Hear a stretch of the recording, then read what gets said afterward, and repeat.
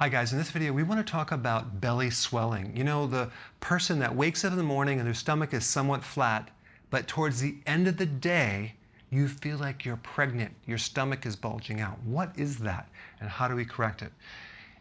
It's one of two things. It's either high insulin or it's low cortisol, okay?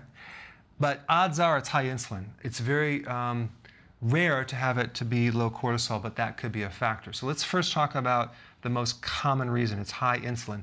So many people are insulin resistant, which basically they have high levels of insulin. They're a pre-diabetic. Now, one thing you need to know about insulin, it is this. It is an inflammatory hormone. It will create inflammation, okay? So if you have too much insulin, you're going to basically create inflammation in your gut around the fat, and it's going to swell up. That's what's happening. Let's talk about what would increase insulin. Well, you maybe already know this, but eating carbs will do it. Combining protein and carbohydrates together will do it.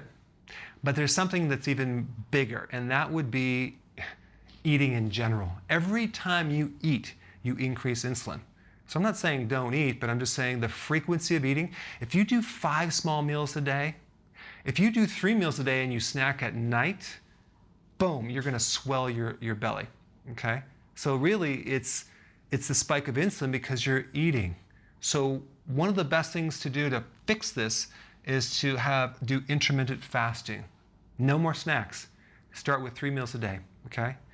No snacks. So you might have to add a little bit of fat at the end of that meal to go from one meal to the next. And I'm sure that if you've been watching my videos, you already know that. But for those of you that don't, I'll put a link down below. But intermittent fasting, if you can get to 2 meals a day, you will not have a swollen belly, okay? Unless you can't tolerate fat, in which case you have to reduce your fats, which is another video. But the point is we want to decrease carbs, do intermittent fasting for the swelling. The next thing is the cortisol. When you run out of cortisol, you get inflamed because cortisol, which is an adrenal hormone that is an anti-inflammatory. That's why if you have pain or inflammation, the doctors give you prednisone or cortisone. Why? Because that's an anti-inflammatory. So when your body runs out of cortisol, you start becoming inflamed. It's death around the gut as well, and in joints as well. So to fix that, you want to support the adrenal gland itself, lower the stress, go for long walks, vitamin D, high amounts of potassium.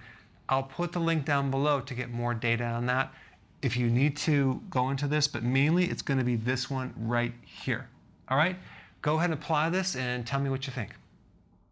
Hi guys. Hey, listen, I created a pretty amazing evaluation quiz down below that actually analyzes your symptoms to find the cause, the root cause of all of your symptoms, the most likely cause. So take the quiz now and we'll send you a report.